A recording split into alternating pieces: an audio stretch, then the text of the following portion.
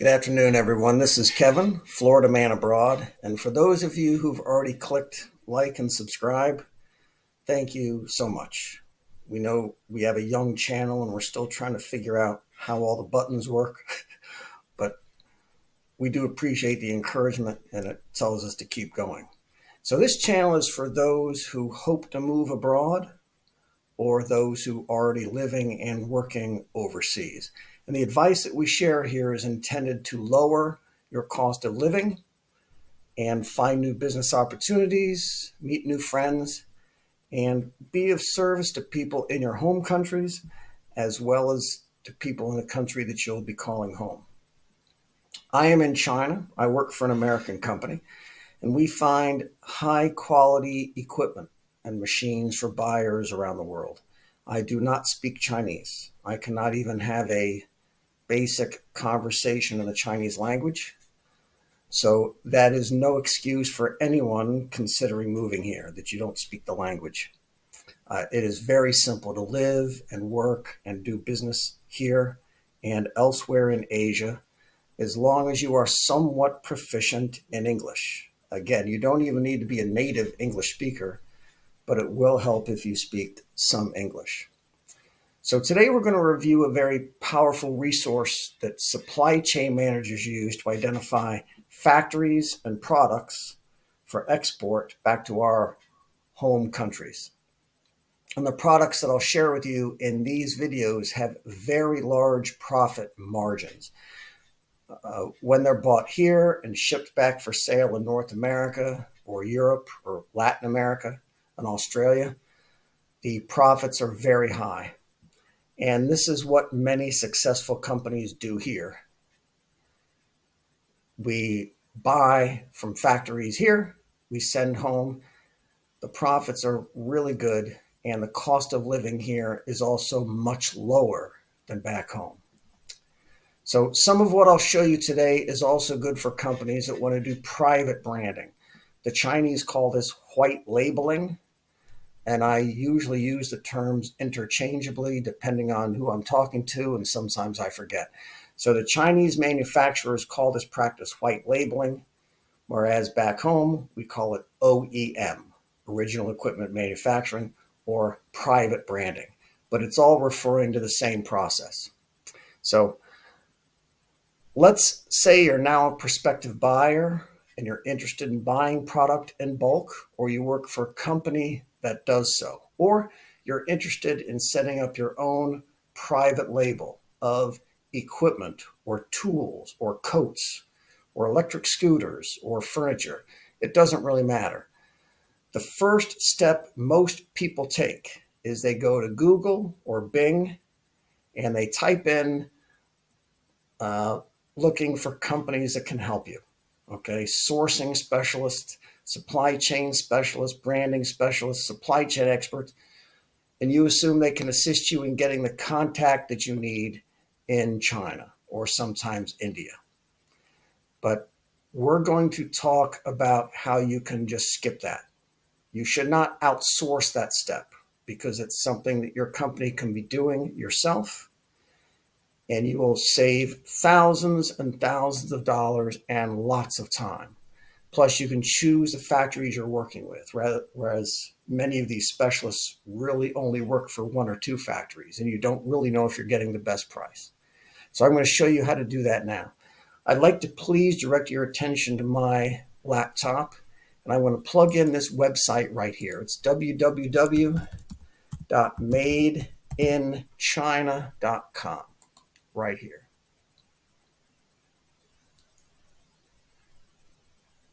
Here we go.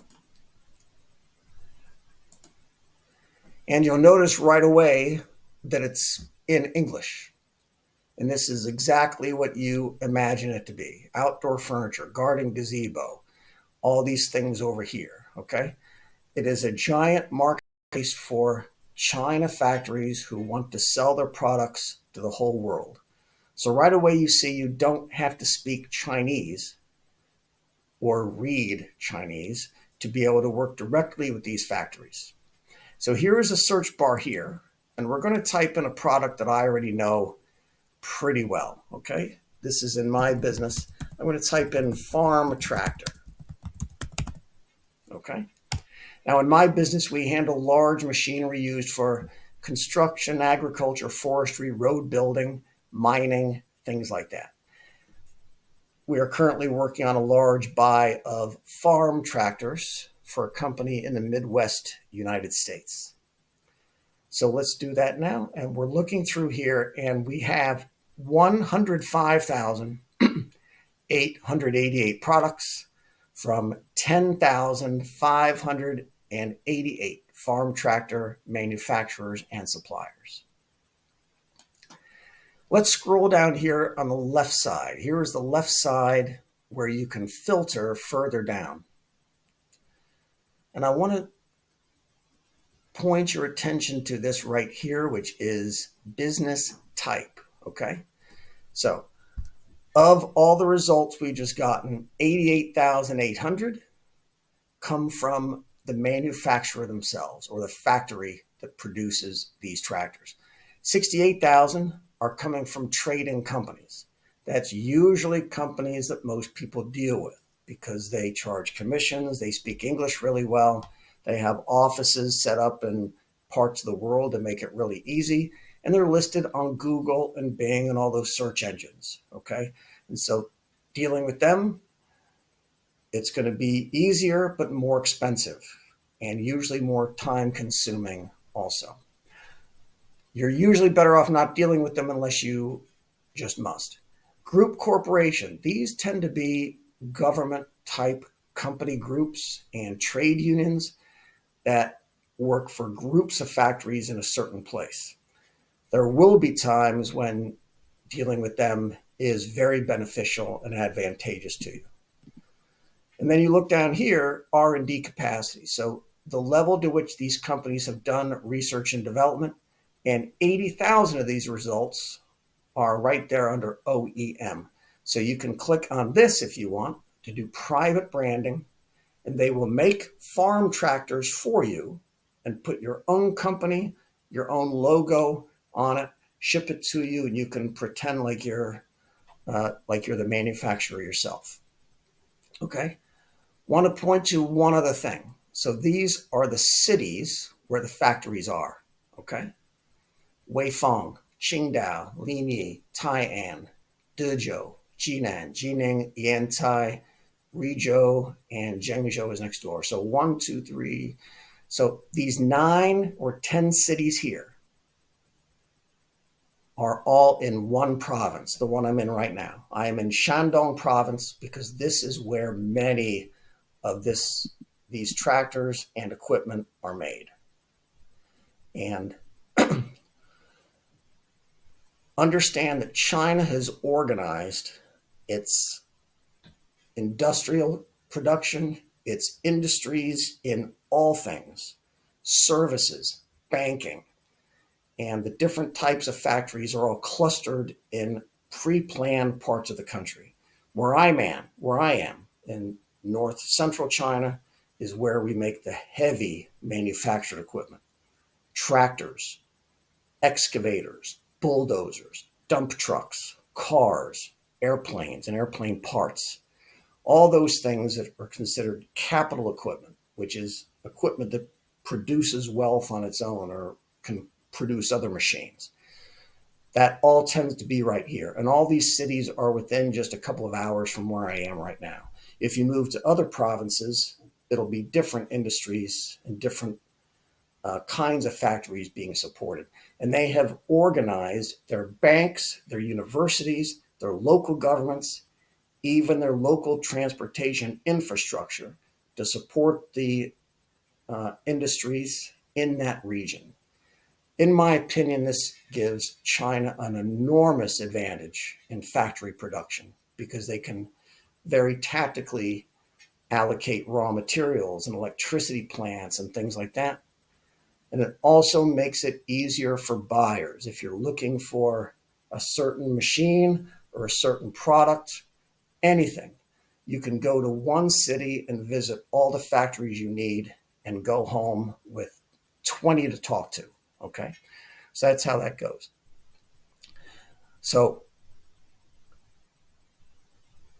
It's also important to know the specifics of your own industry that you're buying for. So remember what I told you in the beginning, that we're looking for a group tractors for a group of buyers in the U.S. Midwest, in Kansas and Missouri.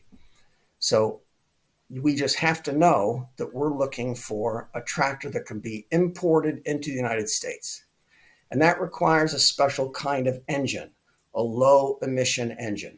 So Europe requires what's called the Euro 5, and the United States and Canada demand a EPA engine. These are low emission engines, okay? So we're looking for a farm tractor with EPA engine. Type that in, and suddenly it dropped. There was over 100,000 before, now there's only 18,000. And there were over 10,000 suppliers, now there's just 755. Also, for many of these, you'll see the cost has gone way up. They used to be below 10,000. Now they're 24 to 30, sometimes more, because the low emissions engine is much more expensive, and it takes more time to install it and test it. It takes at least another week to build the machine and to test it so that it can pass the emissions tests, so it can even come off the ship. If it doesn't pass the emissions standard testing, they will not even allow it out of the destination port. So you'll see that even with these higher prices, though, it's less than half what machines cost in the United States or Europe.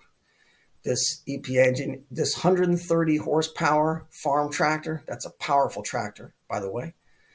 This would be at least $100,000 in the United States, 100,000. So if you were to buy this, you have a lot of profit margin even after you pay for shipping and the tariff, which will be about 25 to 28% depending.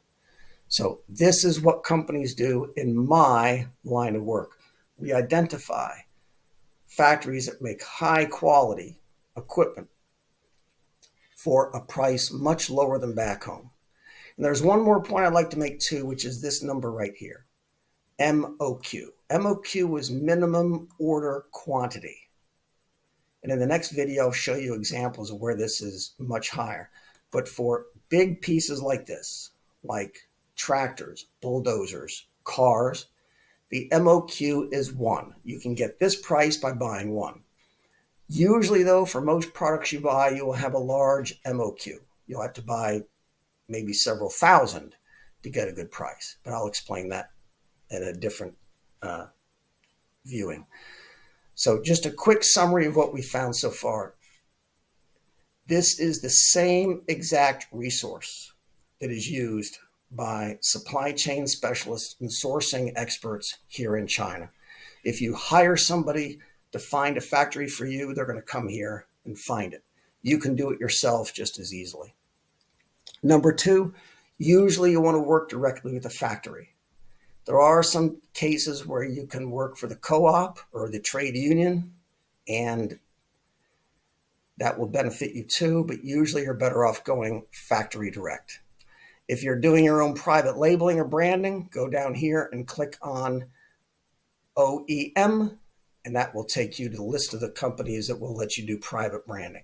And 4, you do really need to know the local laws and standards of the country you're buying for. You do not want to be talking to a factory and then buy something and learn you cannot import it into your own country. So the most information you can get beforehand with respect to transportation laws, environmental laws, etc., that's really going to help you in your first search. And when you drive it here to the search bar, it will give you a list of factories that will give you exactly what you want. That's enough for now. Thank you for listening. Be good.